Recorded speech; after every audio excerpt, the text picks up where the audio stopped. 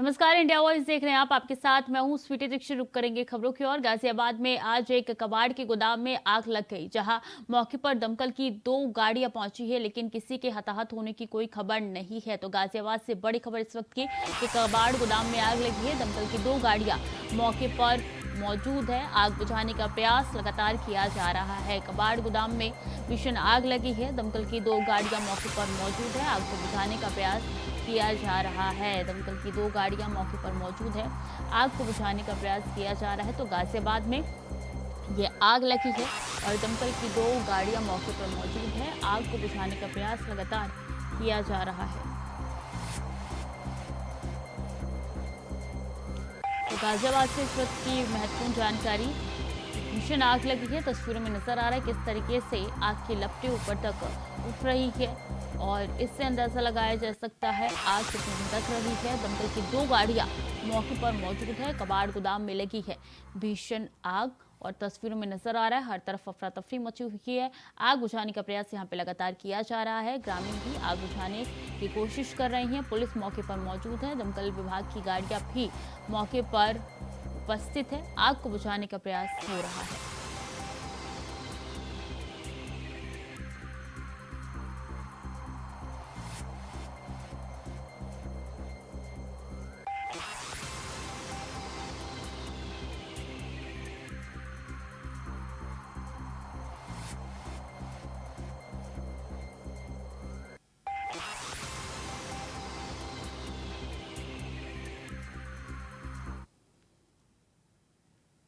कबाड़ गोदाम में भीषण आग लगी है। तस्वीरों में साफ तौर पर नजर आ रहा है किस तरीके से आग की लपटें ऊपर उठ रही हैं और गाजियाबाद में कबाड़ गोदाम थी जिसमें भीषण आग लगी है। अंदाजा लगाया जा सकता है कि आग किस तरीके से लगी है तस्वीरों को देखकर।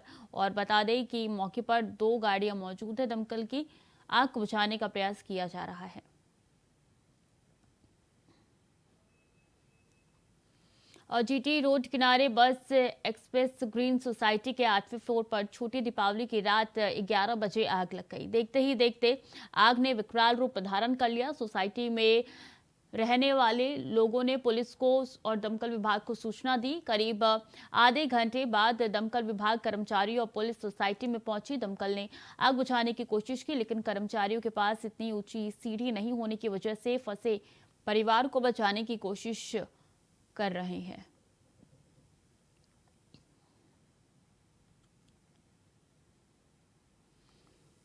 तो मकान में फंसे लोगों को बचाया गया है और जैसी आग लगी दमकल की टीम को, इसी के साथ पुलिस विभाग को भी सूचना दे दी गई थी और ये आग 8वीं मंजिल पर लगी है। इससे अंदाजा लगाया जा सकता है कि लोगों को काफ़ी परेशानी हो रही है। एक्सप्रेस ग्रीन सोसाइटी की 8वीं मंजिल पर आग लगी है, जहां की तस्वीर हम आप तक पहुंचा रहे हैं। ये सोसाइटी सोनीपत में स्थित है और भीषण आग लगी है। लोगों को बचाने का प्रयास फिलहाल वहां के लोगों द्वारा किया जा रहा है। जो भी इस सोसाइटी में रहते थे उनको लगातार निकालने का प्रयास किया जा रहा था। बीती रात यानी छोटी दिवाली के दिन ये आग लगी है।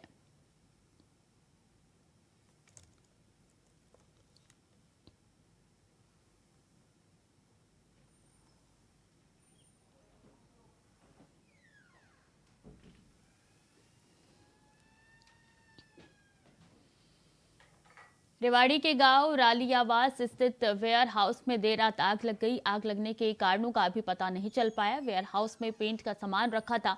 आग इतनी भयानक है कि रेवाड़ी के साथ गुरुग्राम, मानेसर, नूंह, झज्जर और सोनीपत जिलों से 25 के करीब दमकल की गाड़ियां पहुंची। आग की घटना से पूरे इलाके में दहशत फैल गई। इस गांव में और भी कई वेयर हाउस है। अभी तक केवल एक वेयर हाउस में आग लगी है, जिसे बुझाने का काम जारी है। पुलिस ने वेयर हाउस को घेरा हुआ है और किसी ग्रामीण को पास भी जाने नहीं दिया जा रहा है। केमिकल में आग से फैले जहरीले धुएं के कारण आसपास के मकानों को भी खाली करवाया गया है।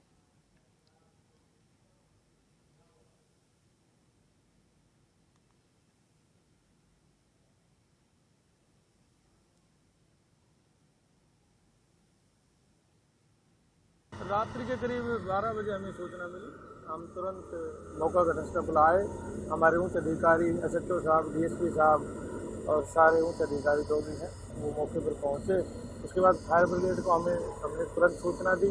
तुरंत गाड़ियां आ गई जो लगातार गाड़ियाँ आग बुझाने वाली जो गाड़ियाँ हैं वो लगी हुई है और बाहर से आउट ऑफ डिस्ट्रिक्ट से गुड़गांव, मेवात, झज्जर से भी गाड़ियाँ बुलाई गई है। जो प्रशासन इसमें पूर्ण रूप से लगा हुआ है और जबकि पानी का प्रबंध भी हमने नज़दीक जो भी कंपनियां हैं, जो भी वेयर हाउस हैं, उनसे और गाड़ियों भेज करके पानी का प्रबंध कराया गया है।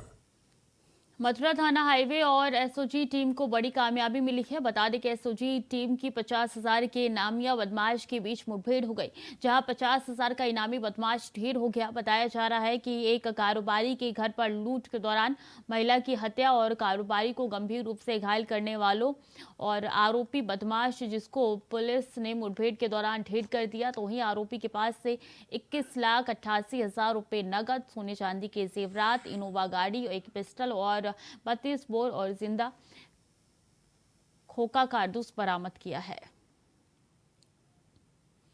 मोहम्मद शाहरुख ज्यादा जानकारी के साथ जुड़ चुके हैं। शाहरुख, की मुठभेड़ कब हुई, कितनी देर तक चली? जी, आपको बता दें कि ये 4 नवंबर को पॉश कॉलोनी में एक लूट और हत्या की वारदात को कुछ लोगों ने अंजाम दिया था, जिसमें कृष्ण कुमार अग्रवाल पोशाक कारोबारी हैं और उनको घायल किया था और उनकी पत्नी को घायल करके लूट करी थी, लेकिन पत्नी की उनके मौके पर ही मौत हो गई थी और कृष्ण कुमार अग्रवाल जो पोशाक व्यापारी हैं वो गंभीर रूप से घायल हो गए थे। लेकिन पुलिस ने कई टीमें गठित कर इनके पुलिस पीछे लगी हुई थी। कल एक इसी में जो उनका ड्राइवर है मोहसिन, वो ड्राइवर कल पुलिस के हत्थे चढ़ गया था मुठभेड़ में और उस ड्राइवर ने सारी घटना को कबूला। उसके बाद में एक आरोपी फारूक वो फरार था और उसके साथ भी कल पुलिस की मुठभेड़ हुई। मुठभेड़ में वो पुलिस के ढेर हो गया और उससे जो है 21 लाख से अधिक की धनराशि, लगभग 22 लाख की धनराशि भी बरामद हुई है।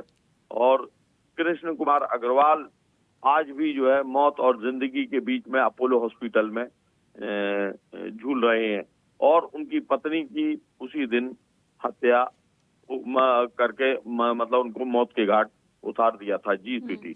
तो पुलिस कितने दिन से ढूंढ रही थी फारूक और कैसे सूचना मिली पुलिस को? जी, ये स्वीटी 4 नवंबर की घटना है, जो पॉश कॉलोनी गुरु कृपा धाम है उसमें ये घटना हुई और पुलिस जो है तभी से आरोपियों की तलाश में लग गई थी। आरोपी इतने शातिर थे कि जो डीवीआर लगी हुई थी घर के अंदर, उस डीवीआर को भी निकाल ले गए। पुलिस की पूछताछ में मोहसिन, जो उनका ड्राइवर था कृष्ण कुमार अग्रवाल का, उसने बताया कि हम लोग जो है 1 महीने से पहले इसकी प्लानिंग हमने कर ली थी लूट की, और जो उनके घर में कैश था, जेवरात था, उसकी लूट की प्लानिंग थी। तो पुलिस ने इस पर जो है अपनी वो कई टीमें लगा दी थी और लगाने के बाद में इनको गिरफ्तार करने की कार्रवाई पुलिस तेजी से कर रही थी, जिसमें मोहसिन जो है एक बाइक से भागते हुए पकड़ा गया था मुठभेड़ में। और इसी तरह कल फारूक भाग रहा था, तभी भागते में पुलिस ने उससे मुठभेड़ हुई और जवाबी फायरिंग में पुलिस ने उसको के गोली लगी और एसओजी जब टीम पुलिस को इसी के साथ बड़ी कामयाबी मिल गई है। फारूक, बहुत बहुत शुक्रिया आपका तमाम जानकारियों के लिए। और वक्त तो चला है छोटे से ब्रेक का, चल लौट रहे हैं।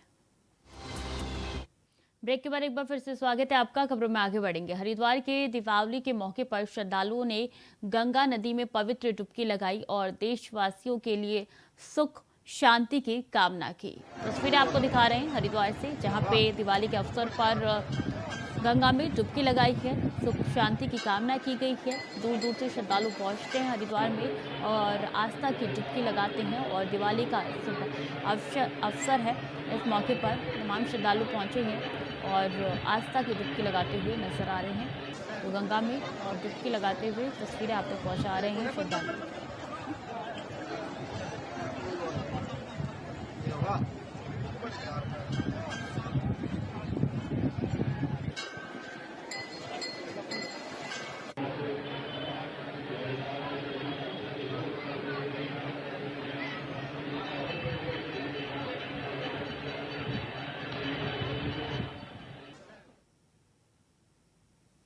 भगवान श्री राम की नगरी अयोध्या का सरयू नदी का तट पर दिवाली की पूर्व संध्या पर दीपोत्सव कार्यक्रम की धूम रही। बता दें कि कार्यक्रम की शुरुआत मुख्यमंत्री योगी आदित्यनाथ ने सरयू नदी के तट पर आरती से की।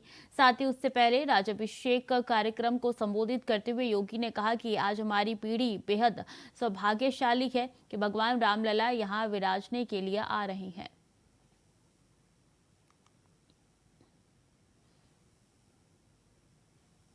देश भर में दिवाली की धूम है, तो वहीं सीमा पर भारतीय जवान की एक दूसरे को शुभकामनाएं देते हुए दिवाली मनाई जा रही है। जहां हम आपको अब दो तस्वीरें दिखाएंगे और इन तस्वीरों में आप देख सकते हैं किस तरीके से धूम है। दूसरी तस्वीर की बात की जाए तो राजौरी सेक्टर से है, जहां इंडियन आर्मी के जवान सीमा पर दिवाली मनाते हुए नजर आ रहे हैं।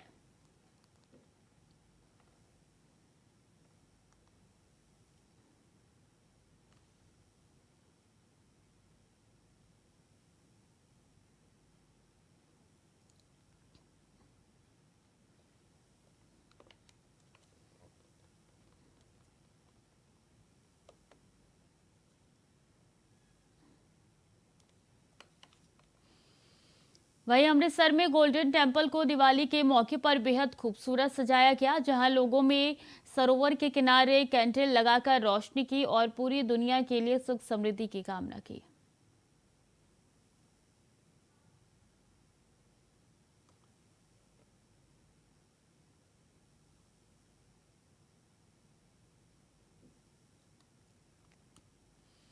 उज्जैन में दिवाली के मौके पर बाबा महाकाल की भव्य और दिव्य आरती की गई। बाबा महाकाल की भव्य और दिव्य आरती हर कोई देख रहा है। सुबह से ही उत्साहजनक ये आरती नजर आ रही है और बता दें कि दिवाली के अवसर पर दिव्य आरती बाबा महाकाल की उज्जैन में की गई।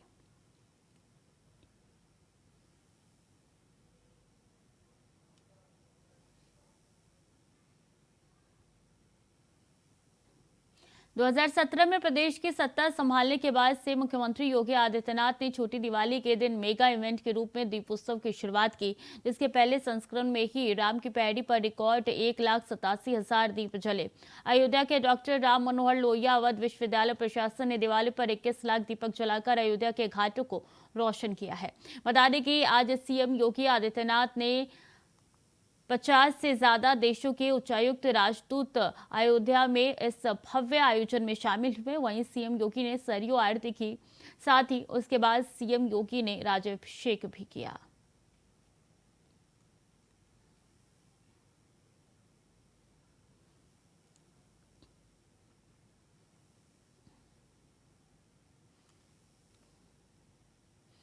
और मां सरयू के पावन तट स्थित राम जी की पैड़ी पर दीपोत्सव का आयोजन हुआ, जिसमें सीएम योगी आदित्यनाथ ने क्या कुछ कहा आपको सुनवाते हैं। दीपोत्सव का आयोजन ही समाज के हर तबके को जोड़ने का आयोजन है और भगवान ने यही तो किया था। अयोध्या से गए, निषाद राज को गले लगा लिया, जंगल में गए, चित्रकूट में गए, ऋषि मुनियों के आश्रमों में जाकर के उन्हें अभय होने के लिए एक संकल्प लेकर के बढ़े और एक ही संकल्प था, निस्सरहीन करहु मही भुज उठाए प्रणकीन। और भाइयों बहनों, राक्षस विहीन कर दिया इस धरती को।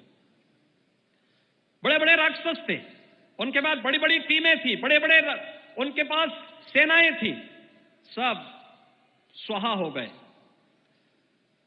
और भाइयों बहनों, जंगल में उन्होंने माता सबरी के भी जूठे बेर खाए, वनवासियों को, गिरवासियों को गले से लगाया। जामवंत भी, हनुमान भी, अंगद भी, सुग्रीव भी उनके मित्र बने। महर्षि अगस्त का भी आशीर्वाद लिया, सेतुबंध का निर्माण भी किया और अयोध्या आगमन पर राम राज्य की आधारशिला की नींव को रख करके दुनिया की सबसे आदर्श व्यवस्था के रूप में किसी एक व्यवस्था को दुनिया आज भी मानती है, वह राम राज्य की व्यवस्था को मानती है और राम राज्य की इसी आधारशिला, आधार भूमि को। और इसीलिए 22 जनवरी के इस महोत्सव के लिए हम सब तैयार, अभी से तैयारी शुरू करें। यह हम सब का अपना आयोजन बने।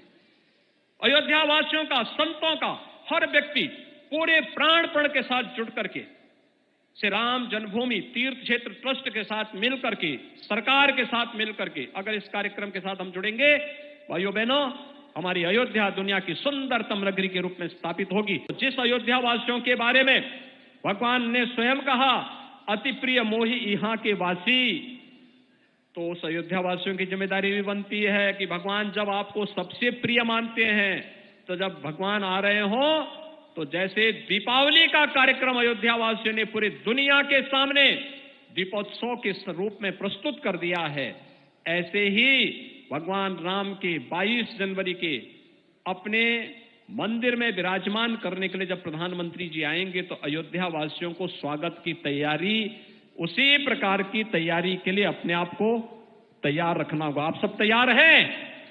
सभी लोग तैयार हैं? जय जय सीताराम। सभी लोग तैयार हैं?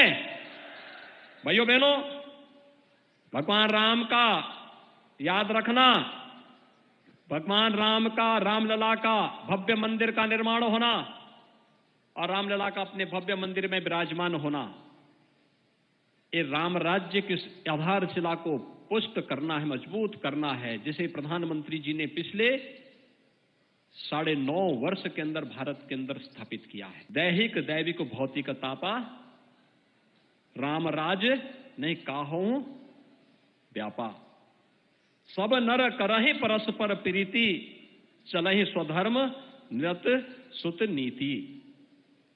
भाइयों बहनों, दैहिक दैविक और भौतिक तीनों प्रकार के ताप, चाहे वह कोई आपदा हो, कोई दैवी आपदा हो, आतंकवाद की समस्या हो, नक्सलवाद की समस्या हो, हिंसक जानवरों की समस्या हो, या फिर किसी भी प्रकार की दुख और दरिद्र, शारीरिक और मानसिक पीड़ा हो, इन सब से मुक्ति एक ऐसी व्यवस्था जो हर व्यक्ति को खुशहाली के मार्ग पर आगे ले जा सके। गरीबों के लिए जो योजनाएं बनी, हर घर में शौचालय बन गया, हर गरीब के लिए आवास की व्यवस्था हो गई, हर गरीब को विद्युत की कनेक्शन मिल गए, हर गरीब के घर में स्वस्थ ईंधन के लिए उज्ज्वला योजना के कनेक्शन मिल गए, हर गरीब के स्वास्थ्य के लिए आयुष्मान भारत की 5 लाख रुपए की स्वास्थ्य बीमा का कवर मिल रहा है, हर गरीब के लिए वे सभी सुविधाएं। और अपने और पराये का आभास भाइयों बहनों तब होता है जब व्यक्ति संकट में होता है। हमने पहले दीपोत्सव को पूरी भव्यता के साथ एक नई ऊंचाई तक पहुंचाते रहे, लेकिन अगले 3 वर्ष हमारे लिए कठिन थे जब कोरोना महामारी ने आ घेरा था, लेकिन तब भी हमने दीपोत्सव के कार्यक्रम को बाधित नहीं होने दिया। और हम तो आभारी हैं, माननीय राज्यपाल महोदय भी इस हर कार्यक्रम में भागीदार बनती थी। कितनी भव्यता के साथ ये सभी कार्यक्रम होते थे, और उस समय फ्री में टेस्ट, फ्री में उपचार, फ्री में वैक्सीन, दुनिया के अंदर वैक्सीन फ्री में देकर के कोरोना जैसी दुनिया की इस सदी की सबसे बड़ी महामारी को ऐसे समाप्त किया प्रधानमंत्री जी ने, जैसे छू मंतर होकर के एकदम वैक्सीन रामबाण साबित हो गई। भारत का वैक्सीन सबसे प्रभावी हुआ। मात्र 9 महीने के अंदर वैक्सीन बन जाना आज तक कभी नहीं बन पाया, अकेले भारत ने बना के दिखाया। वहीं अयोध्या में आज विराट दीपोत्सव कार्यक्रम हुआ है, जिसको लेकर देश प्रदेश के कई चेहरे दीपोत्सव कार्यक्रम में शामिल हुए। हम आपको अब इंडिया वॉइस के कैमरे से 8 तस्वीरें दिखा रहे हैं। बात की जाए, पहली तस्वीर की अयोध्या की शोभा यात्रा की है, दूसरी तस्वीर झांकियों से पूरी तरीके से सराबोर नजर आ रही है, तीसरी तस्वीर ढोल नगाड़ों के धुन में श्रद्धालु रंग में दिख रहे हैं, और चौथी तस्वीर है दीपावली के रंग में राजस्थान रंग गया है। 5वीं तस्वीर में श्रद्धालु शोभा यात्रा में लोक नृत्य करते हुए दिखाई दे रहे हैं। 6ठी तस्वीर भव्य रथ की तैयारी की है। 7वीं तस्वीर में अयोध्या में मोदी योगी के पोस्टर लगाए गए हैं। 8वीं तस्वीर अयोध्या के विराट दीपोत्सव कार्यक्रम के, जहां 21 लाख दिए जलाए गए हैं। तो ये 8 तस्वीरें हैं। इन 8 तस्वीरों में उत्साह उतना ही नजर आ रहा है, और दिवाली की रौनक भी इन 8 तस्वीरों में दिखाई दे रही है। अयोध्या से ज्यादा तस्वीरें निकल के सामने आ रही है, क्योंकि अयोध्या में छोटी दिवाली वाले दिन भव्य और दिव्य उत्साहजनक देखा गया था, और नया रिकॉर्ड बनाने का प्रयास भी छोटी दिवाली वाले दिन वो किया गया।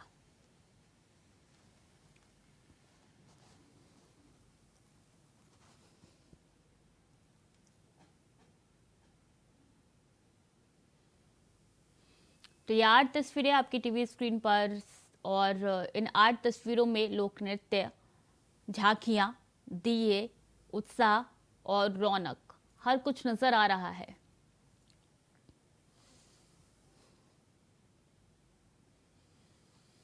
तो फिलहाल के लिए बुलेटिन में इतना ही। खबरें लगातार जारी है, देखते रहिए इंडिया वॉइस।